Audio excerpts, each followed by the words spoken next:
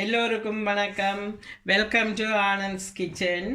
எனது viewers and subscribers அனைவருக்கும் எனது புது வருட வாழ்த்துக்கள். Happy new year. இன்றைக்கு நான் சக்கரை பொங்கல் பொங்க போகின்றேன். வாங்கோ பார்க்கலாம் எப்படி செய்கிறதுண்டு. பொங்கலுக்கு தேவையான பொருட்கள்: அரிசி 1 கிலோ, 600 கிராம் சர்க்கரை, தேங்காய் பால் 1 கப், நார்மல் கப்பால் 1 கப், அண்ட் பசுப்பால் 1 கப். கற்கண்டு இருக்குது. கற்கண்டு ஆப்ஷனல் தான், தேவையண்டா போடலாம், நாங்கள் போடுறோம். நான் மற்றது நெய், காஜு பிளம்ஸ் பொரிக்கிறதுக்கு நெய், உப்பு,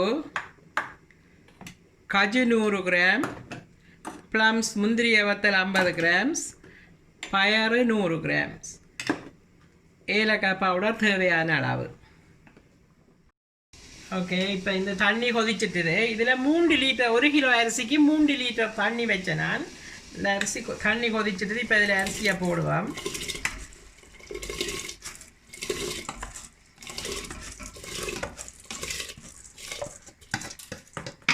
உங்களுடைய அளவுக்கு தான் தண்ணி விட வேணும். நான் இப்போ இதில் இந்த 1 கிலோ அரிசிக்கு ஏற்ற அளவு தான் விட்டேன் நான். நீங்கள் கொஞ்சம் அரிசி என்ன கொஞ்சம் தண்ணி விடலாம். அரிசியை போட்டுட்டு அப்படியே விடக்கூடாது, உடனே இருக்கா கிண்டி விட வேணும். அப்போ தான் அது அடிப்பிடிக்காமல் இருக்கும். இதுக்கு இனி கொஞ்சம் உப்பு போடுவோம். கணக்க இல்லை, ஒரு 1/2 டீஸ்பூன் அப்படி போடுவோம். ஸ்வீட்டுக்காக கணக்க உப்பு போடுறே இல்லை.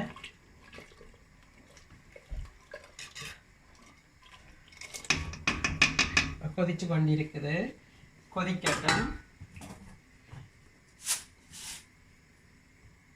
அரிசி அவிஞ்சு கொண்டு வந்திருக்குது. அரிசி ஒரு 1/2 அவிஞ்சிட்டுது.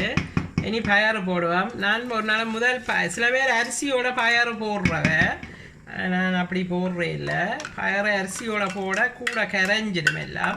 இப்போ நீங்கள் ஒரு அரைவாசி அரிசி அவிஞ்சு கொஞ்சமாக கொதிச்சு அவிஞ்சு கொண்டு வரைக்க பயறை போட்டிங்கண்டா இந்த அப்படி பார்க்க பயறு எல்லாம் அப்படியே சாப்பிட கரையாமல் கொஞ்சம் முழுசாக கடி வர்ற மாதிரி இருக்கும், நல்லா இருக்கும்.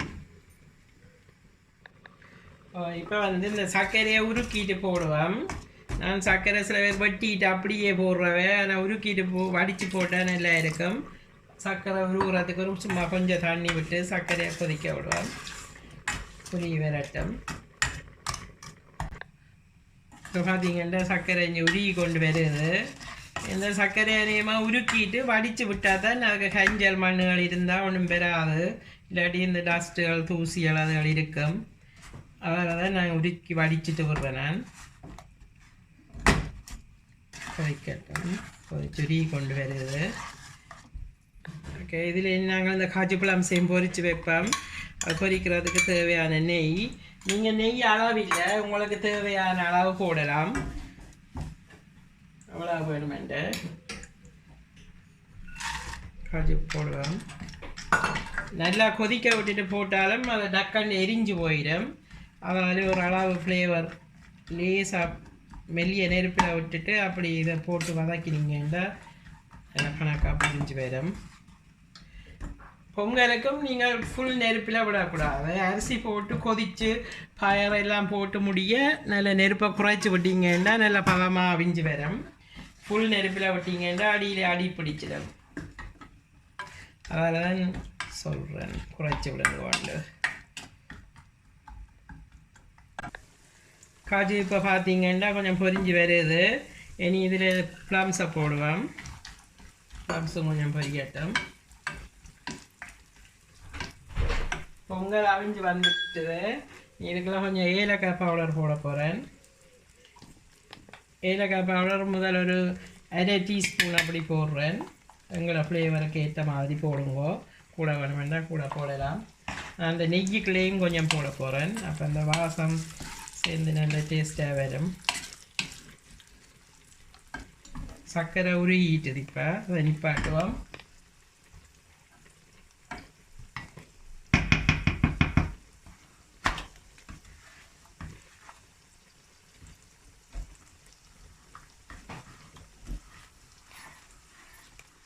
இப்போ காஜு பழம்ஸ் எல்லாம் நல்லா பொரிஞ்சிட்டுது. நிப்பாட்டிட்டு அதுக்குள்ளேயும் ஒரு 1/2 டீஸ்பூன் ஏலக்காய் பவுடரை போட்டு கலந்து விட போகிறேன். கலந்துட்டு இறக்கி வைக்க போகிறேன். இறக்கி வச்சுட்டு அடுத்து வெவரேக்கில் விடுவேன். இப்போ பார்த்தீங்கன்னா இங்கே அரிசி எல்லாம் நல்லா அவிஞ்சு வந்துட்டுது. இங்கே பார்த்து கிண்டி பார்க்க தெரியும். நீங்கள் பதம் பார்க்குறதுனா இப்படி கையாரி எடுத்து இப்படி ஒரு அரிசியை நசிச்சு பார்த்தா தெரியும் அவிஞ்சிட்டுது. இப்போ பாலை விட போகிறேன். முதல் தேங்காய் பாலை விடுவோம். இது முதல் பால் பிழிஞ்சு எடுத்தேன் நான், அதை தான் முதல் போடுறேன் டிக்கா. அடுத்தது இது நார்மல் ஆர்டினரி மில்க்கையும் விடுறேன் சேர்த்து. ரெண்டையும் சேர்த்து விட்டுட்டு கிண்டுவோம்.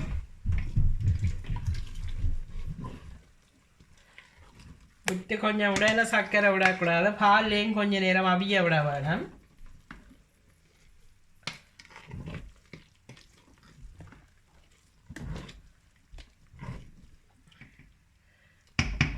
பால்லையும் கொஞ்சம் அவிய விட்டால் தான் நல்லா இருக்கும். ஓகே, இப்போ பார்க்க இந்த அரிசி எல்லாம் அவிஞ்சு வந்துட்டுது. இந்த பாருங்கோ நல்ல வடிவாக பயர் எல்லாம் முழுசாக அப்படியே இருக்குது. நல்லா லேட்டாக போட்டபடியாக கரையாமல் இருக்குது.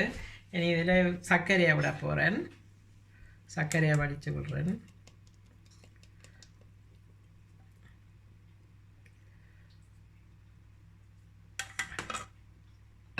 சர்க்கரை வடித்து விட்ட வடிஞ்ச இதுக்குள்ள இருக்கிற டஸ்ட் எல்லாம் வந்துட்டு இந்த வடிக்கல.